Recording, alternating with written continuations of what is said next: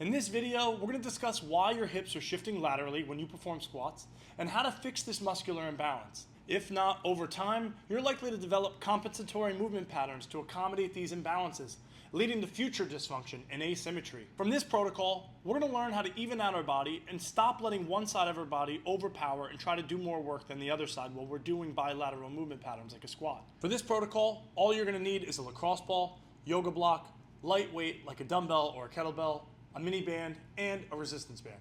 To start, we need to promote blood flow and increase fluid dynamics to the tight overactive tissue of our adductors. Begin by placing a lacrosse ball on top of a yoga block. While lying face down on the ground with one hip in flexion, place your inner thigh on the ball. From here, search for tight, sensitive tissue. Once you find a spot that's very painful, go into hip internal rotation while taking deep breaths. We'll perform this for 1 minute per side. The goal here is to improve blood flow to the area and enhance fluid dynamics. Tight tissue is like a dried sponge.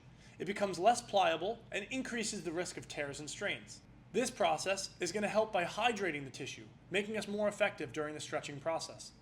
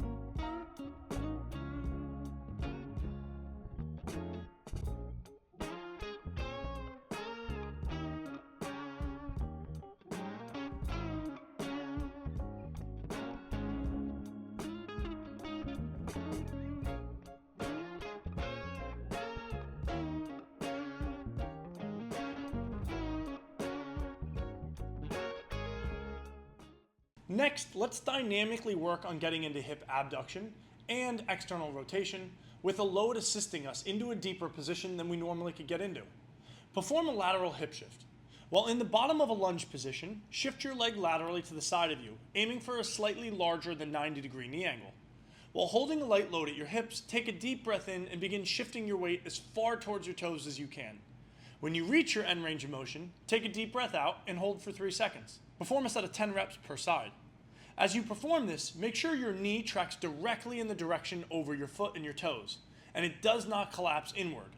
Keep your torso also facing the direction forward and it's not rotating towards your leg that you're leaning to.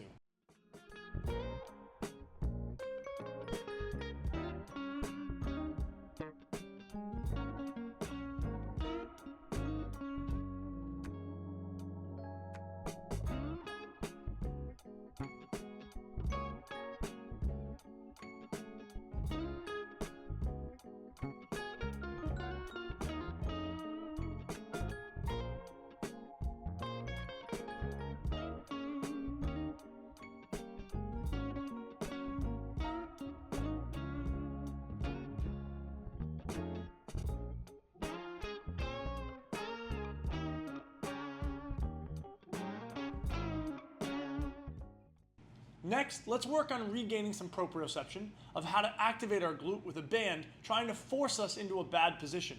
And now you need to press against it, and the feedback of the band is going to help you activate tissue necessary. Hip airplanes. Step into a resistance band that's placed low about shin height. Step into the band with one leg and walk away until you have adequate tension. From here, with the leg further from the attachment of the band, being the foot on the floor, go into a hip hinge almost like you would a single-legged deadlift with a soft knee bend. Use something to support your upper body and maintain your balance. From here, think of internal and external rotation of your hip, which is going to have your back foot turn out and then back toward the ground, open and closed as much range of motion as you can. Perform 10 repetitions per side, going slowly through this process. Focus on corkscrewing your foot into the floor to activate your glute and give you a good stable position to work from. Make sure your knee is always tracking over your toes as well. We want to think of our pelvis level to the floor when we get into the internal rotation bottom position, and at the top, having our torso and pelvis facing 90 degrees in the opposite direction.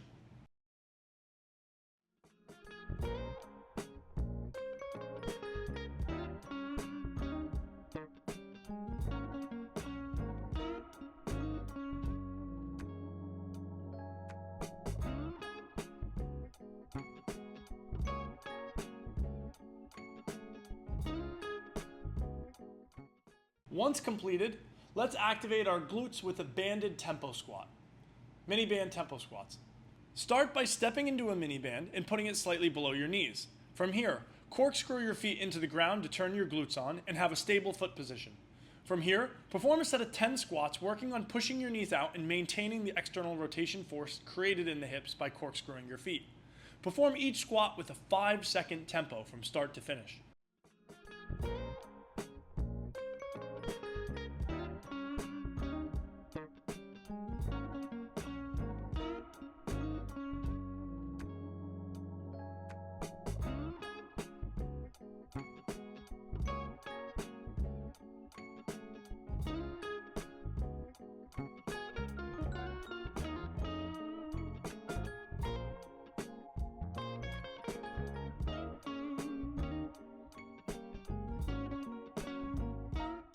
By following this protocol, you're going to lengthen the tissue of your adductors and start strengthening your glute so your hips stop shifting laterally while you're performing things like squats, putting more force on one knee and one side of your body.